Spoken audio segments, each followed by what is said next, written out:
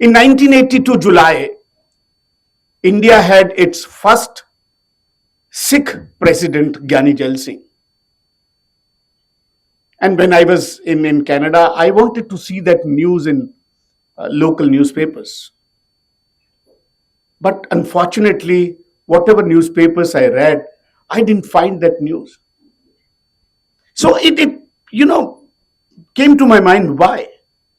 And those 4 months, I saw only one news items in Canadian newspapers. That was about a bus accident.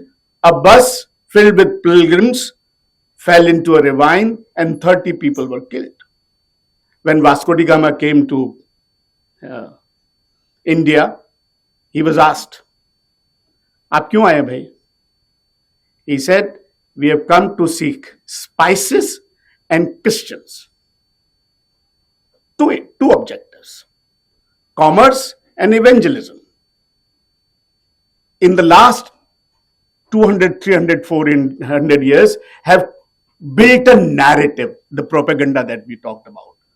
And what is that narrative? That narrative is developing societies like India are uneducated, uncultured, unhygienic, unscientific, unadministrable, etc., etc. And since I am in Jawaharlal Nehru University sitting, I would like and end with a quote of Jawaharlal Nehru itself about Reuters. He says that Reuters is very much a British news agency. Good morning to everyone. I know you're PhD scholars, but good morning जोर से बोला जा सकता है.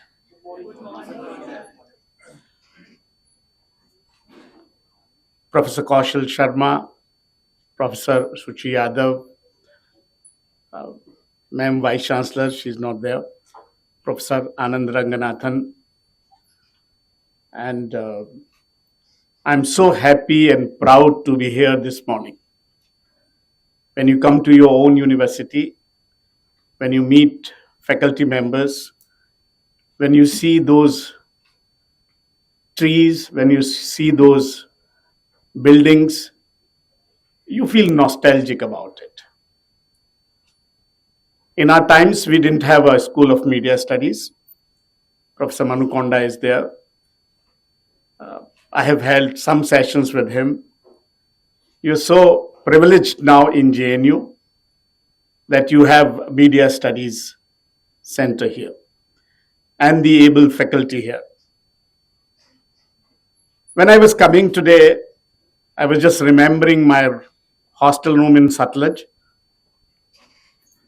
I don't know if anybody is here from Sutlej Hostel or not. Oh, great, great. So we are buddies. Huh? And also, my first hostel in Ganga. And of course, I can't have anybody here because Ganga now is a girls' hostel. It used to be a boys' hostel. So, and Jhelum used to be mixed hostel, or one section used to be boys' hostel and one section used to be girls' hostel. And then, because you are JNU students, शुरू में किसी का झेलम में admission हो जाता था तो they used to feel very happy. But that happiness lasted only for a month. कारण है कि सुबह की चाय में भी अच्छे से कपड़ा पहनकर जाना पड़ता था. Isn't it? You couldn't be so casual because mess was the same. So, and Sutlej was next to Jhelum, तो फिर हम उन लड़कों का मजाक बनाया करते थे कि और झेलम में जाइए. So I was remembering all those things. JNU is a great university because it has generated great people and also us, which gave us ideas, new things. And the idea of this book also started from JNU. When I was studying here in 1982, my MA, I happened to visit Canada. At that time, India was going through a very tough time in Punjab. There was extremism, lot of terrorist activities in Punjab. And Canada at that time also had a large Punjabi population. So much so, when you travel by Air Canada, you will listen, Air Canada which Twada Swagat hai. They will announce in Punjabi.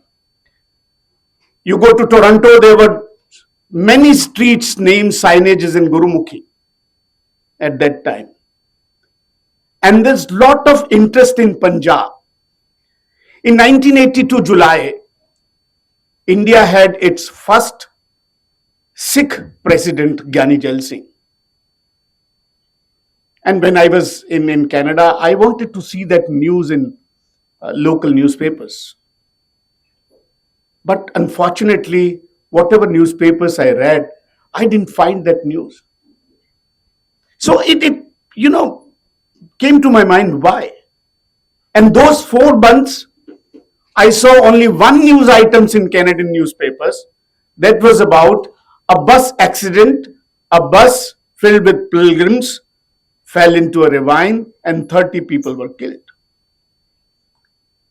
So, in India, in the world's largest democracy, when a first Sikh prime minister, president, in the wake of terrorism is elected, it is not a news, but a minor or a bus accident becomes a news. And this question always haunted me.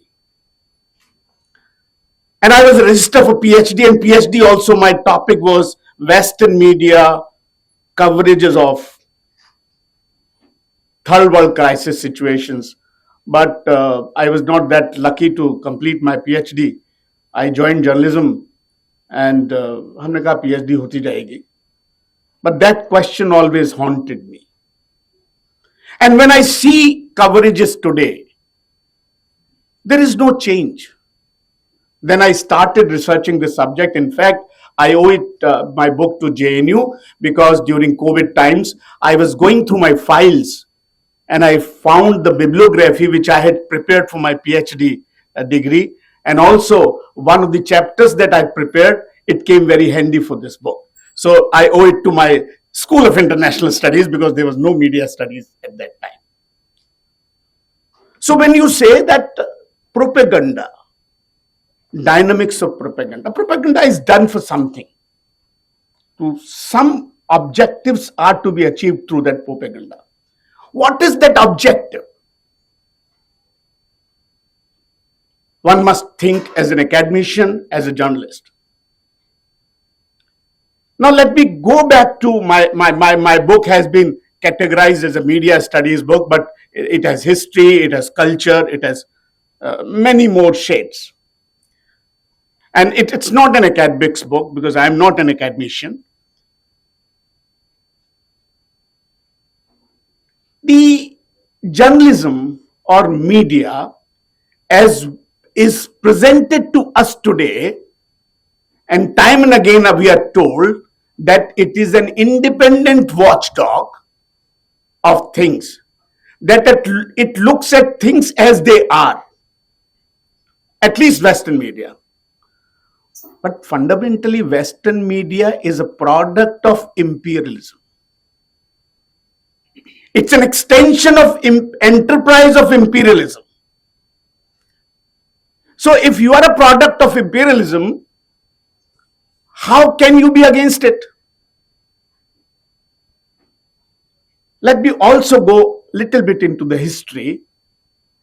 When the sailors started to come to third world countries or the developing countries, in 1400, 1500, 1600 centuries, there are people of history, they may be knowing more than me. Their journeys were very arduous.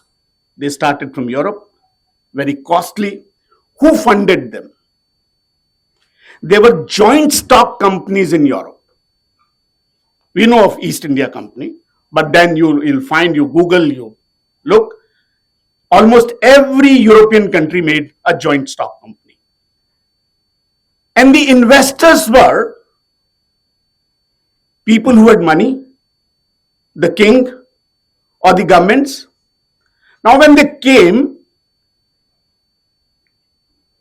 the reporter followed the explorer because investors wanted information about their investments. The genesis of the entire negativity in the media space that you see is because investors को क्या चाहिए था, मेरा पैसा डूब तो नहीं जाएगा, वहां कोई बाढ़ तो नहीं आ गई, लड़ाई तो नहीं हो रही, दुर्घटना तो नहीं हो गई, अकाल तो नहीं हो रहा, महामारी तो नहीं हो रही. So you see the entire DNA of the modern media is from there, this basic thing. How do I prove it? Don't believe when I'm saying this only. In 1860, there was a quadrilateral agreement between amongst four news agencies of the world: Reuters, Associated Press, Wolf, that was German news, Havas. They divided the entire world into four zones, four exclusive zones. And the division was done on the basis of imperialistic conquests. These were exclusive zones given to different agencies. And this lasted till almost First World War. Another proof I'll give you. When the sailors started, what did they come for to these countries for? They came for two things. When Vasco da Gama came to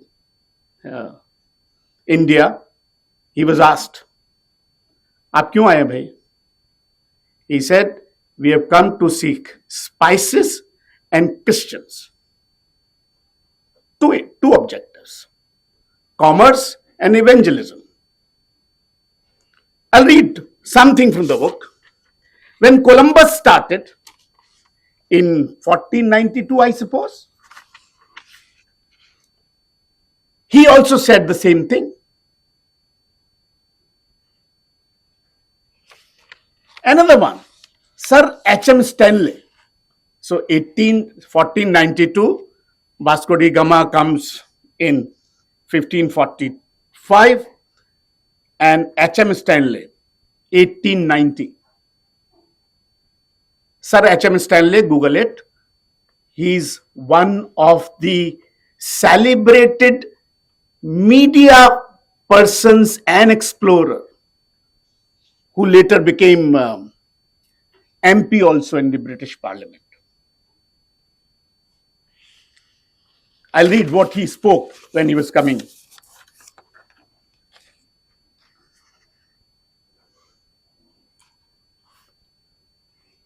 He was speaking to Manchester Chamber of Commerce.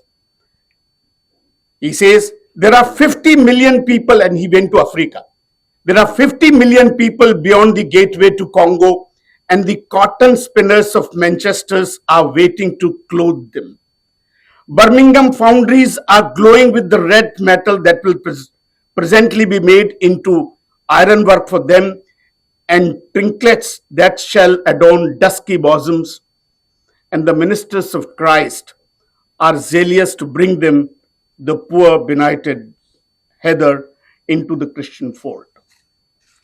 So there were two twin objectives, and then H.M. Stanley was not only an explorer, he is celebrated as a media personality because he represented some of the newspapers there. And if you Google him, still he is considered as a good journalist. So media per se is a product of imperialism. As imperialism changed its colors, so has media. It's no more, you must read a book, by Anthony Smith. I think your library will be, it would be in your library. Geopolitics of Information. It was published in 86. He says in his book, now Western society has realized that these things are not to be said and not to be believed. He writes about Sir H.M. Stanley. But actually, has it changed? That we needs to ponder. A few days ago, there was a report by US Commission of International Freedom of Religion. Isn't it? Every year they come with a report. What is that report about? This report looks at the world from perspective only of one religion only. So India is clubbed with Afghanistan, Russia.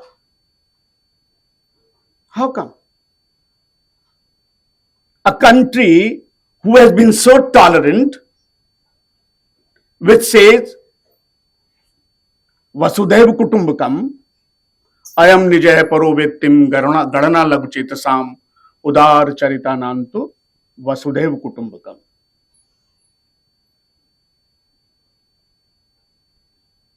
How come you? Because anybody, I'll come to Second World War where the imperialism changed its colors. Now it is new imperialism.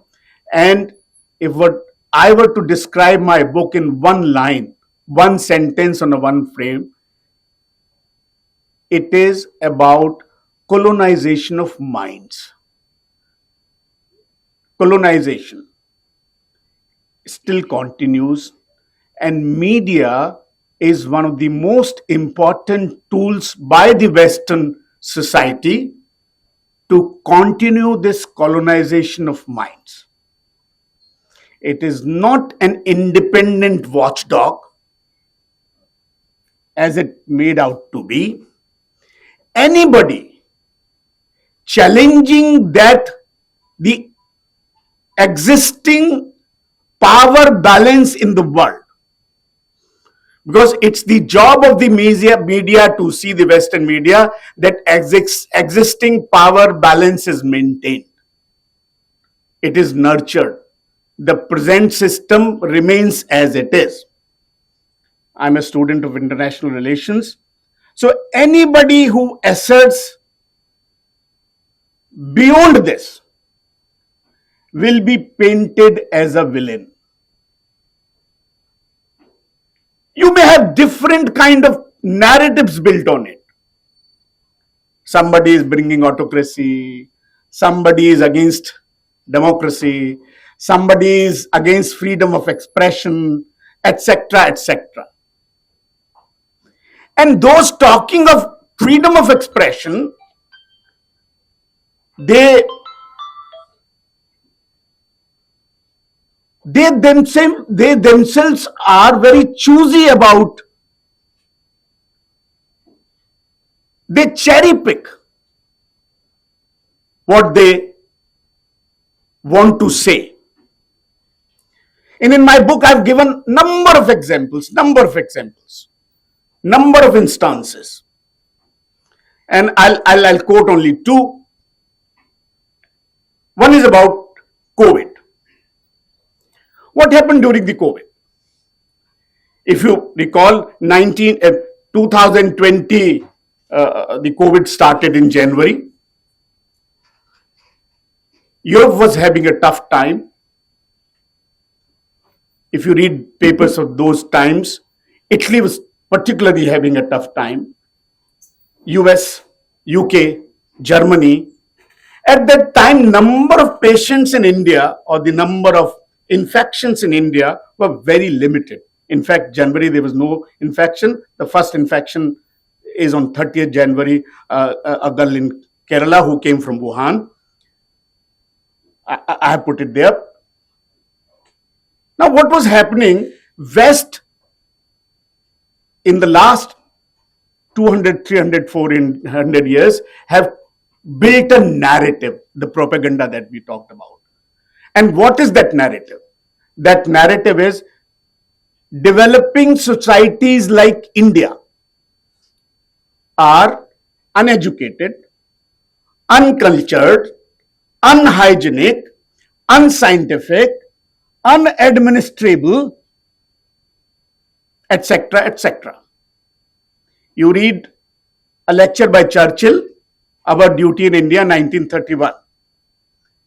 When you read this lecture, you feel, oh, what is it talking about? That Churchillian narrative of India applies to every third world countries almost. Now we are uncultured, uncivilized, unadministrable people. Number of people in Europe dying of corona was quite high. They couldn't believe it. By March, we had few hundred cases of corona in India. 24 March 2020, we had nationwide lockdown. Even after that, the number of cases were not too high. But you read newspapers of 27, 28, 29th of March. You read Guardian, you read BBC, you read New York Times. They started writing that, look, now corona is in, creating havoc in Europe. What will happen when it comes to India? They immediately started talking about Spanish flu of 1918, where close to 1 crore people in India died. The numbers, are different in different books, and they also, compare it with the Bengal Akal of 1943, where again, because of Churchill's policy, many people had died, close to 30 lakh people. So when you put it there, what you're trying to say? Look, तुम्हारे यहाँ आएगा तो इतने लोग मारे जाएंगे. So journalism say you became almost Jyotishi. And they started writing and started doubting India's data, because somehow they had to say that Indian data cannot be, especially a data by the government led by Narendra Modi, cannot be believed. So you start doubt, creating doubts. होता है ना कि पहले हिंदी में बोलते हैं ना कि बहम की दवा हकीम लुकमान के पास भी नहीं होती. लोगों के मन में बहम डालना शुरू किया. And it increased so much that on 25th May 2021, New York Times publishes a story saying that almost 4.2 million people have died in India. At that time, the official figure of people died of corona was 3,07,000. So from 3 lakh, you made it 42 lakhs. How? What is the number? Again, cherry picking. You choose some experts, you choose some NGO, they will say a word, and you will believe that and will put it there. Very strangely, if you are a cub reporter, you will start looking at data, and you look at data. At that time, they are saying how 4.2 million, because almost 70 crore people are infected, are supposed to have been infected with corona in India. 70 crore means what? Half of India's population. Every second person. Is that a data to be believed at that time? No, but they put it. New York Times है भाई, कुछ भी लिख सकता है. Then they thought ये ज्यादा हो गया. एक महीने बाद, in July, they write 35 lakh people have died. I followed that story. December 2023, I saw New York Times site again. Now they believe the Indian data. Now they say that Only 5,40,000 odd people have died. My question is, if you are a professional journalist, if you talk about so much of honesty, etc., professionalism, is it not incumbent upon you to come and apologize to the people, government, society of India that you made a terrible miscalculation, if I don't doubt your intentions? They've not done so. They should. But ये narrative है ना, propaganda है ना, ये चलता है. How negativity is there, and I talk about Reuters story, one Reuters story. In last Asian Games, India won how many medals? Anybody here? 107 medals. All right. उससे पहले एशियन गेम्स में इंडिया ने कितने मेडल्स जीते थे? 60. 60 to 107. I'm very bad at maths. Isn't it a quantum jump? Say, it is 107 to 60. 60 to 107, quite a bit here. Any trainee sports editor and reporter would know that, oh, Indian athletes have done a wonderful job. But look at Reuters headline. They file a story.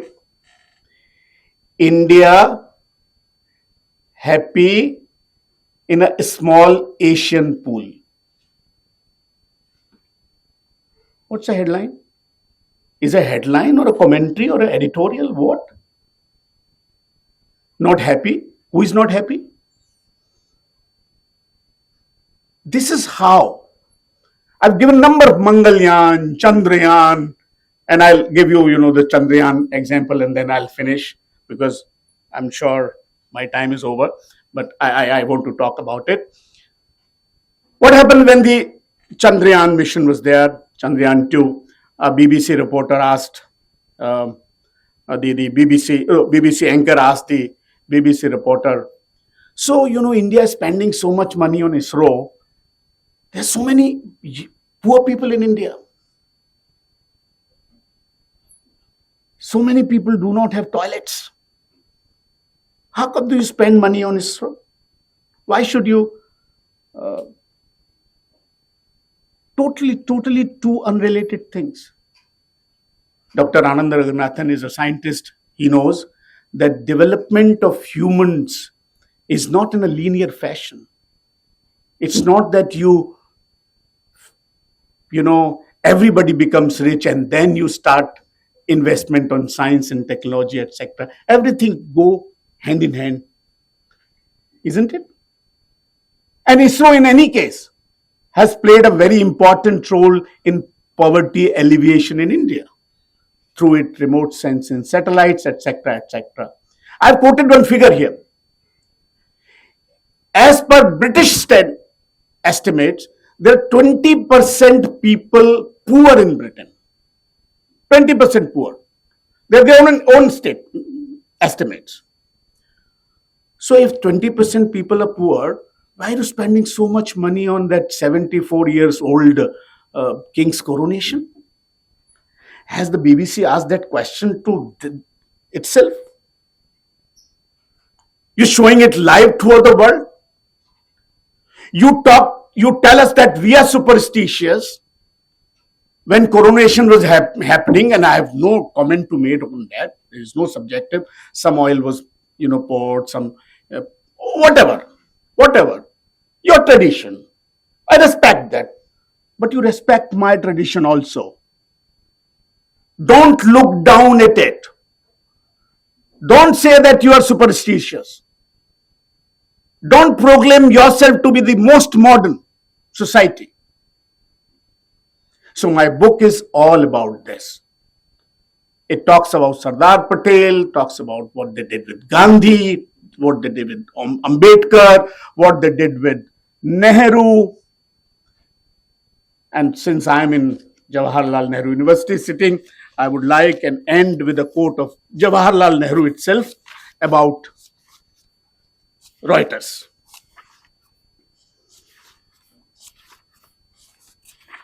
He says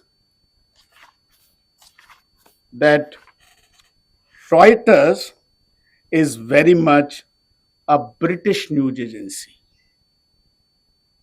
He writes that much. And he says that the entire talk of it being free of government control is nothing but a hoax. These are my words. So with these words, I want to show you my book. This is the book. You will find it worthwhile to read. I again thank the organizers, Professor Suchi Yadav, Professor Manu Konda, uh, to invite me to JNU, to have invited me to JNU. And thank you very much for listening to me so patiently. Thank you very much. Qualitatively and quantitatively. So, was it always, I mean, from the beginning of your work till this time, was it hostile against India or anti-India sentiments were always dominant in media or have they increased? I think it is more a civilizational issue, to a large civilizational and cultural issue. So anybody who is assertive about India will be aimed. Not only Gandhi, not only Sardar Patel. I would urge you to read Boston Herald of 1911. What they wrote about one Vedantic lady called Sarah Bull. So anything standing for a civilization will be made as an evil. So it's more than political, it is cultural, it is historical, and it's fundamentally civilizational. They think that we are not worth it. It is racist to the core. And I can give you examples and examples. So क्या बोलते हैं ना कि सांप कैंचुली बदल लेता है, शब्द प्रयोग अलग हो सकता है, nuances are different. With different leaders, you will have different kind of things. But the tone, the agenda is same. So how do we counter Western narratives? What does our media need to do to reach them? Why can't we be the next Reuters or AFP? Not in approach, but reach. The problem, as Dr. Anand Ranganathan said, is not with the media, it is with our mindset. It's a whole mindset issue with us. And that is, oh, if a movie does not get Oscar, we don't think that it is a good movie. Is it? If Lata Mangeshkar is not mentioned in Emmy, we think there is something missing. If there is no, if Miss Universe or Miss World, तो हिंदुस्तान की लड़कियां सुंदर नहीं है. It is a mindset issue with us. And I'll tell you one example which I quoted in my book. 2 years ago, there was an incident in a Delhi restaurant when a lady wearing a sari was not allowed to enter. The issue was that sari, she said the sari is not a smart casual and we only allow smart casuals. The question is, उस restaurant के अंदर जो मालिक था वो भी हिंदुस्तानी था, जो वेटर था वो भी हिंदुस्तानी था, जिस लड़की ने रोका वो भी हिंदुस्तानी थी. It has got into our minds, and that we have to fight. It is a mindset issue. Once you decide that we do not care about it, that we are not inferior,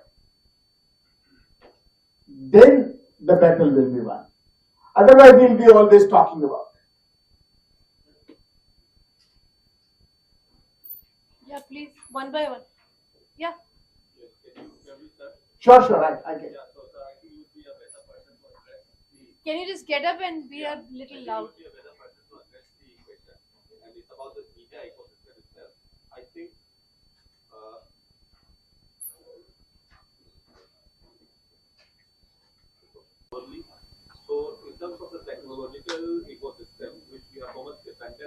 tried. See, as developing world has tried to do, there is a need for a new world information order or a new world information and communication order. In 80s, there were serious efforts to have a new world information order. But after the Cold War ended and everybody just NEM was put to hold and that died. I think it is more now we need a new world information order. It needs technology. It needs huge amount of money. It's a huge amount of money, and more than money and technology and manpower, it needs focus. That as we are saying that India is a world power, so communication is the most powerful tool now. So I think India has to realize, and not only government of India. Let me tell you, it is the society per se.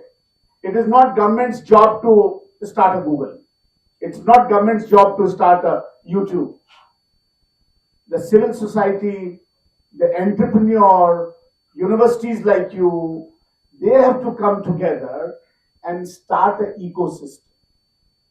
Maybe we start today, we begin today, in few years' time we'll be able to do it. It's not okay. I do believe that government can only support from behind because media per se is a trust issue. So it's high time that we started it. Right now, वो हिंदी में बोलते हैं, हिंदुस्तान की कहानी हमने दूसरों की जुबानी सुनी. ये वक्त आ गया है कि हिंदुस्तान की कहानी हम अपनी जुबानी कहें और उसके लिए आपको वायर सर्विस चाहिए, उसको आपको टेलीविजन चैनल्स चाहिए, उसके लिए आपको social platforms चाहिए, which India needs to do it.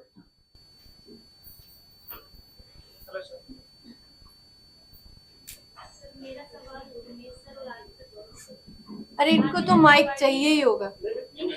या जोर से बोलो बेटा. अपनी एक बात पर बहुत सटीक टिकी हुई है कि 400 पार हम जा रहे हैं और पीएम कहते हैं कि हम 2047 के लिए लड़ रहे हैं, विकसित भारत हमें बनाना है. तो उससे मैं छोटी सी आपसे जानना चाहती हूँ कि आपको क्या लगता है, एक तो 400 पार और दूसरा ये कि बीजेपी बहुत क्लियर है कि होगा कितना होगा ये तो जून में आपको पता पड़ जाएगा.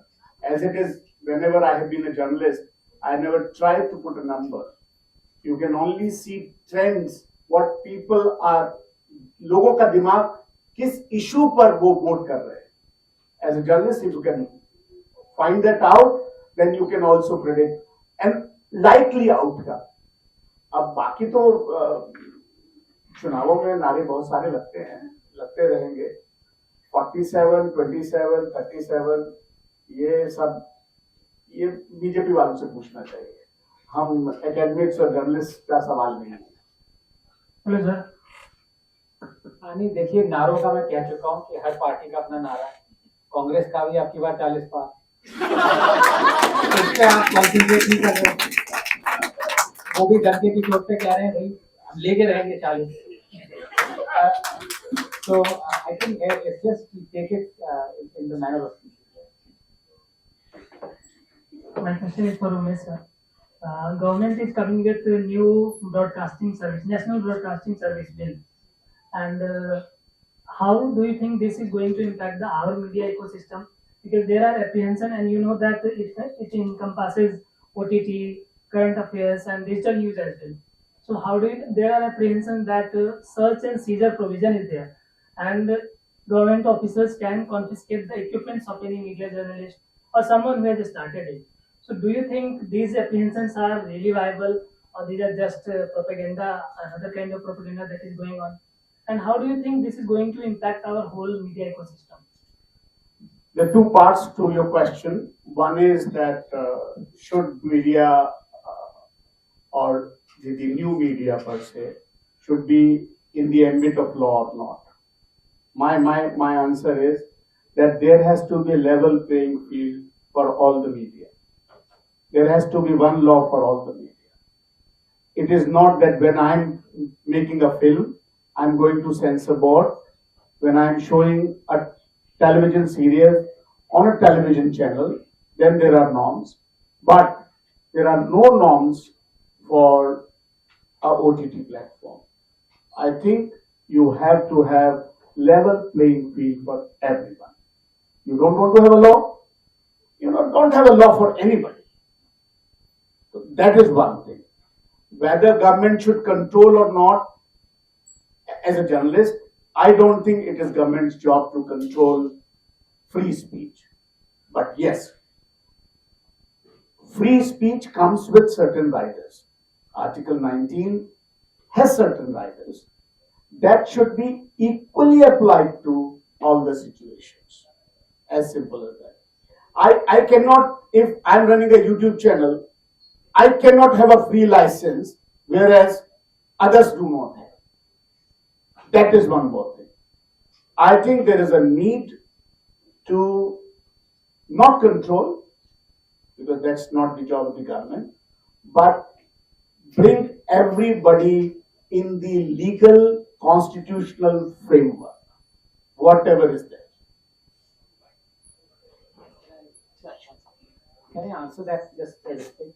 I think it's a disgrace that the government, all governments have Doordarshan. Government's job is not to run media because it is an arm of propaganda. It's not just the BJP that has indulged in it. It is the Congress before that, and non-Congress, non-BJP governments have done it. They are still doing it at the state level. I think it's an absolute disgrace. Thousands, tens of thousands of crores is being spent on something that the government will not allow its criticism on its channels. We saw it during the UPA, we've seen it during the NDA. आपको मैं एक example देता हूँ दूरदर्शन का ही. अभी कांग्रेस ने reinstate किया blanket Muslims को रिजर्वेशंस कर्नाटका में, right? BJP went hammer and tongs about it. The Prime Minister talked about it, for days on end. Correctly, he talked about it. It is wrong. आप और चैनल्स पे देखिए और दूरदर्शन पे देखिए, सबने कहा कि ये प्राइम मिनिस्टर ने जो स्पीच बताई है बहुत गलत हो रहा है, रिलीजियस बेसिस पे रिजर्वेशंस क्यों मिल रही हैं, this is wrong. Did Doordarshan say that this has been in place for 30 years and two BJP governments in Karnataka, including 3 BJP chief ministers, were allowing this? So the people are, left to think that this is a Congress thing. BJP allowed it for 20 years. The same thing, same reservation, 4% reservation under 2B in UBC. वो नहीं बताया दूरदर्शन ने. So it's a machine. Why is our taxpayers' money going in propping up something which is a tool for the central government, BJP or Congress, for propaganda? And second thing, मुझे ये समझ में नहीं आता, भले इस पे कंटेम्प्ट ऑफ कोर्ट हो जाए, सुप्रीम कोर्ट सबसे आगे रहता है, हम देश को बचाएंगे, देश को बचाएंगे. खाक बचा रहे हो आप देश को. अभी आपने चलो एनोनिमस इलेक्टोरल बॉन्ड को गलत किया, बहुत अच्छा किया वो काम, because I was also against it. Good step. But why can't the Supreme Court ban billions of dollars that every government, center and state, spent in bribing the media through government ads? Do they not see this? अभी election time पे आप देखिए, उठा के government उससे पहले election time हो ना हो, tens of thousands of crores. Specially चुप्पी वो है, बीजेपी कांग्रेस तो करती आ रही है, वो तो लेगेसी ब्राइबर्स हैं. ये जो आम आदमी पार्टी जो आई थी, इन्होंने थाउजेंड्स ऑफ करोड़ स्पेंड किया है न्यूज़पेपर को ऐड देने में. एक एचटी में 5 reasons why Kejriwal was wrong एक रिपोर्ट आई थी 3 साल पहले. ओके, आप got so annoyed with it, they stopped the government ads, giving it to HT. ये सिचुएशन है.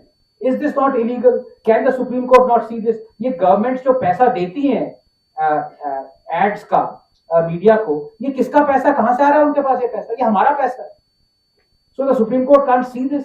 So there are so many things that are wrong, but question is who is going to act? हाँ बोलिए. तो आपने ऐसे electoral bond की बात की, तब उसको लेफ्ट ने अपोज कर दिया था. Yes. स्टार्टिंग से. और आपने ऐसे बोला कि कांग्रेस को भी उससे पैसे मिले थे. तो उसमें सबसे ज्यादा शेयर था बीजेपी का 47.6%. एंड मैंने आपका भी ट्वीट का इंतजार कर रहा था उस समय, मंडल सर का भी किया था. मतलब आप सभी ने जैसे टारगेट किया था उसको, Sorry? जैसे आपने सर टारगेट किया था, आपने क्या किया था? टारगेट. आगे सब बाकी पार्टीज को भी मिला है. Yes. तो सर एक जो मेन कंसर्न था कि चंदा लो धंधा लो, उस पर किसी ने बात नहीं की थी, मेन स्ट्रीम मीडिया में कभी नहीं आया. तो वही पूछना चाह रहा हूँ। तो पहले तो आप सब मेरे व्यूज अगेंस्ट कम्युनिस्ट जानते हैं, लेकिन मैंने publicly I praise the communist. मैंने कहा ये इन्होंने काम अच्छा किया, देखो प्रिंसिपल्स पे। Only party that did not take money through electoral bonds was CPI, and I want a round of applause for CPI. There might be hundreds of things that are wrong, not might be. There are hundreds of things that are wrong with the communists, including the fact that they get less than nota. But here they stood for their principles, and I applaud that.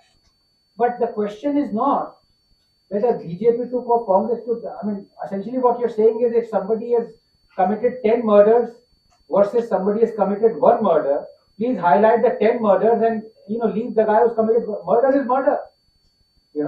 So how can you be a hypocrite and say BJP is committing a scam? I agree, BJP is committing a scam. But then how are you taking money through the same scam? How is that, not corruption? That's the problem. And the reason why I was always against anonymous electoral bonds, I was not against electoral bonds. Electoral bonds is a good thing. If somebody is giving money through black, might as well give it openly. In fact, in the 60s, things were so transparent that when Rajaji started a new party called Swatantra Party, J.R.D. Tata told Nehru that, look, this new party is coming up. I generally give to Congress donation. Now I'm giving it to this party also. They were so open about it. So electoral bonds was good. Anonymous was wrong. And I'll tell you why. Because if, let's say, a political party says that please vote for us, comes to us, vote for us, we will take care of this forest, we will maintain it to its pristine condition. So we say, that's well and good, they are ecologically, this thing, environmentally friendly, we vote for it. They win. Next day, they give the lease to a mining company to start mining in the forest. Why? Because unknown to us, they took 10,000 crores anonymously from that mining thing. So it is in our interest to know which company has given money to which political party, because ultimately it's not just a transaction between those two. The important transaction is between us and the political party, and that is concerning the votes. So we needed to know. That was right.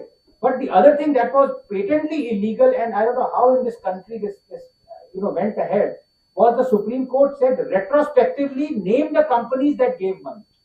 That is just so unlawful and illegal. I can't believe that a Supreme Court would say that. First of all, the same Supreme Court said retrospectively putting a law is wrong. In the Vodafone thing, it also did it. But out here, when a company is paying money, it is paying on the principle that its name will never be revealed publicly. Now the Supreme Court says reveal it publicly. So, laws are, as they say, rules are meant to be broken. In our country, laws are meant to be broken.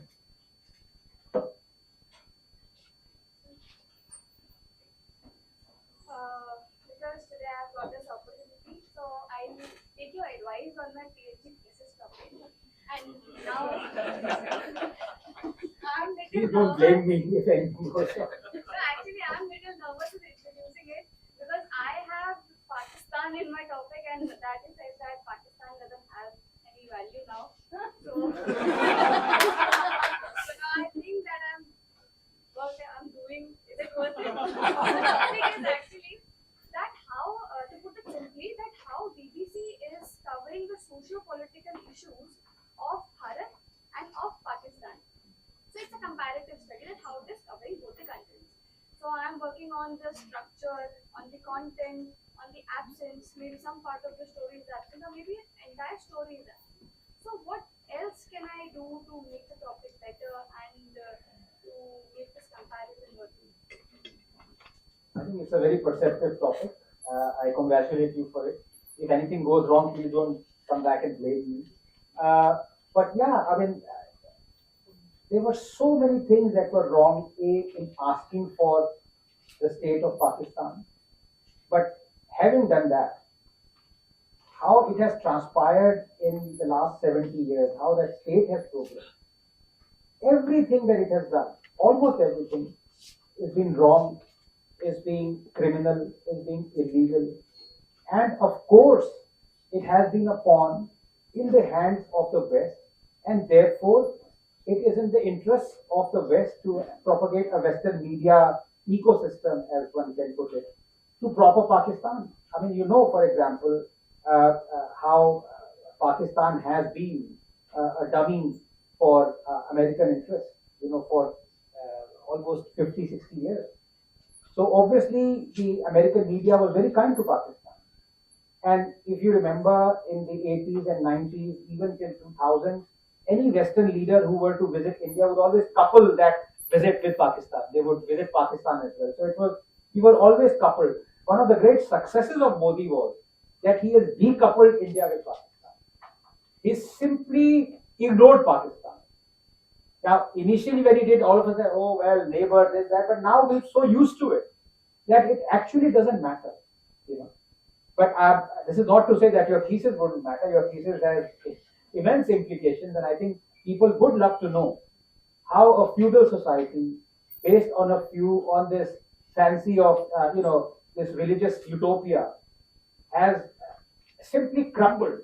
I mean, a country that was created on the basis of religion was divided on the basis of couldn't even sustain itself to celebrate its silver jubilee. The so-called two-nation state, and where all the Muslims would have a nation. What happened in Bangladesh? We all know this. So ultimately, Pakistan is a failed state. It's more than that. There are many failed states. It's a failed philosophy. Can I add? And I've dealt this question partially, very partially in my book, and there are instances. Pakistan's treatment by Western media and India's treatment by Western media has been very, very difficult, and because of geostrategic reasons. One, Western media is always seen as an extension of West's foreign policy and strategic interests. So Pakistan, as Dr. Ranganathan was saying, has always been darling, and we don't have democracy in Pakistan. It's super democracy, from ages 1947. They don't talk about it. There are no minority issues in Pakistan. There were 10% minorities in Pakistan when it got free. They are less than 1% now. How and where those 9% disappeared, nobody talks about. BBC doesn't talk about. So I think it's a very good topic. Needed good research. Only thing is whether you will be allowed to go to field trip to Pakistan or not, or whether you should go or not. That's remains a question.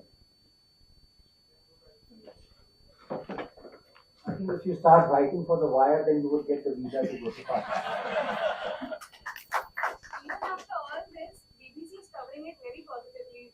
The story of a musician, like that story. There's just an incident. I'm married to this incident. It's true. What happened in 48? 48 Karachi के अंदर, हिंदी में बोल सकता हूँ, कराची में गांधी की एक मूर्ति टूट गई. रॉयटर्स के करस्पॉन्डेंट ने उसको स्टोरी को फाइंड किया that there was a gale in the night and the statue was broken. The fact was there was vandalism and some people broke that statue. From 1947-48 they started Pakistan's treatment like this. And then this story was actually, when it was corrected by PTI, and then that was the reason why PTI and Reuters actually relationship broke. So they always treat like that. Strategy भी कोई चीज होती है ना, tactical होता है. So you were tactful that it needs a deeper study, but if you read Churchill, if you read other people in the British media, what they thought about Gandhi was very clear. And then Western media is not like us. वो इतना साफ साफ थोड़ा घुमा फिरा के लिखते हैं, So Gandhi's treatment was also like that, and it requires a deeper study. Some people say that he was propped up by British and all that. I've not done research on that, but I think when India became free, Gandhi was targeted by Western media, BBC, Associated Press, all of them targeted. I mentioned that in my book. I was just wondering that one question to both of you, one by one. That there is, you talked about it, both of you, briefly. There is a sort of polarization in media. That as researchers, polarization is also something which needs to be problematized. You see, when these labels start to come, that there, on one hand, you have, till date, all of us reading Hindu, where we know that there is an ideological inclination. So, polarization, ideology, and media is something we need to look at the complexities of it. But it has been reduced to only talk ye unka media hai, ye hamara media hai. So, for the masses, there is this lack of complexity from the researcher's point of view that is not coming out. What do we do of these labels, Because the earlier ecosystem somewhere seem to still dominate in a manner, or is in a continuum where these polarizations exist. हो रहा है तो चल रहा है. What do these people do about it? What are the new questions that the researchers can explore in terms of Godi media, and just the matter to just rubbish it, saying that don't look at it like this or like that? Then how does one approach the future in terms of media, in terms of Indian media? I think it is more to do with what happened in 2014. Was media not biased, partisan earlier? What is a Swarnakal of media before that? This entire polarization is, again, if somebody praises the present government, then a name is given to them. So I think this polarization is also part of strategy by the established media, whether Indian or foreign. That is one. That is part answer. Two, society itself has been polarized after, or more not polarized or seen to be polarized after advent of social media. And then Dr. Ranganathan was talking about, when we were talking of YouTubes, etc. What the social media has done, it has created echo chambers, very many echo chambers. So it has actually divided society a lot. This whole facade of, and it is a facade, of democratization of content and democratization of discourse. I call it as facade in one sense.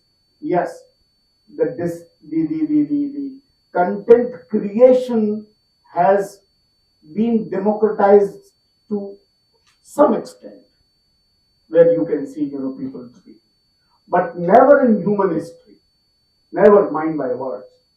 The dissemination and storage was controlled by few companies.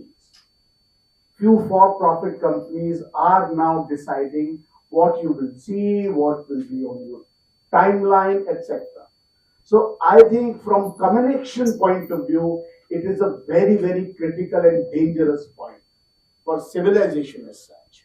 That it was never controlled, it was never cartelized like this, it was never monopolized like this.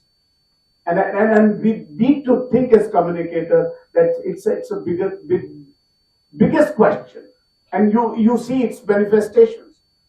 What happens in 26th January in India, so-called Kisan Andolan on Lal Killa, and the government of India writing to these platforms that don't show it. They show it. But what happens to the Capitol Hill? They close it. They block it.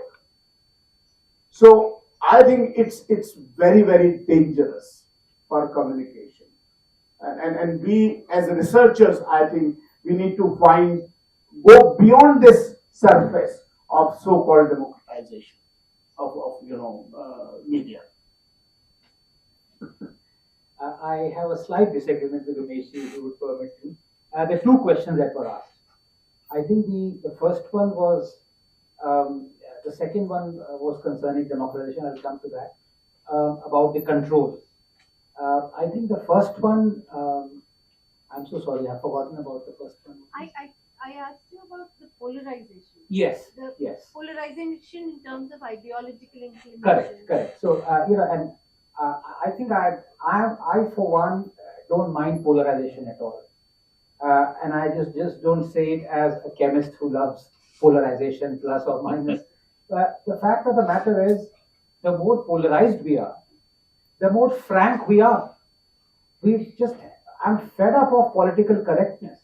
I mean, I see religion, when people make it out to be something sacrosanct, that you cannot talk about it, that to even talk about it, to discuss it is blasphemy. Over and above the few laws that the religion has deliberately brought in, so-called blasphemy laws. And we saw what happened just 2 days ago, Beabdi, that happened, and you had the SPGC actually condoning that awful death of someone who was mentally ill and who supposedly tore some pieces of a religious text. He was beaten to death, and you have this institution that is condoning it in the name of religion. Now, should that be talked about or not? Of course, and the more polarized we are mentally, the more we'll talk about it, the less politically correct we would be. So it is the need of the day to talk about verses, to talk about religion, because when somebody talks about Darwin's Origin of Species, I don't mind it. तो किसी और को क्या problem है कि मैं कुछ बोल रहा हूँ? I don't understand it. Are we going to say that we should live in a society where we cannot discuss some books, but we can discuss other books? That's ridiculous to me. And secondly, the fact of the matter, I've always said there ought to be, yes, more science in journalism. But more important than that, there ought to be more journalism in science. The scientific principles of past precedents need to be told to journalists. Has this thing happened before, or is this thing happening for the first time? What were the repercussions of when it happened before? And labels, earlier I used to get very, irked by labels, but I've been called a Sanghi overwhelmingly. But when, Sanghis don't like what I say, then I'm called a commie. JNU se hai, ye wo. So labels chalta rahega. But the fact of the matter is, beyond the labels, it is, are you putting truth on the table? Yes or no? It's very simple yes and no thing. This cushioning about, अरे इसका nuance देख लो, context देख लो, इस words का context देखो, out of context, in context, rubbish. Say what is the truth and people will understand it. There is no text or context to something which is absolute truth. And there are things that are absolute truths. So you can't say that, look, P form of DNA is, sometimes double helical, sometimes not. Rubbish. All the time it is double helical. As to the other question, it's a very profound question that you asked. I would slightly disagree. I say never in human history have people the power to reject what they are being told or thrust upon. I come from a generation where I would read an op-ed and I would fling that paper against the wall. It would be so biased, it would be so ridiculous. Now I can go on Twitter like we did yesterday with that ludicrous piece written on science in India and object to it and talk about it and dispute it with logic, with rationale, with facts. We have that power. So yes, you're right. It might be in the hands of a few, but as long as we have social media, it is going to be hopefully in the hands of millions who can protest about it.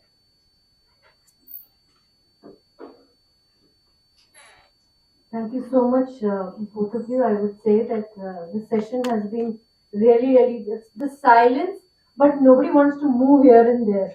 Says that everybody is in a thinking mode, and pertinent questions raised, important points made regarding ecosystems, polarization, democracy, Western media, echo chambers, and the relevance of social media. Participatory communication is here to stay, and that's what I think both of them would agree on, that we need to talk more, whether it is person to person, but the advantages that the technology has presented before us in terms of social media. So thanks both of you.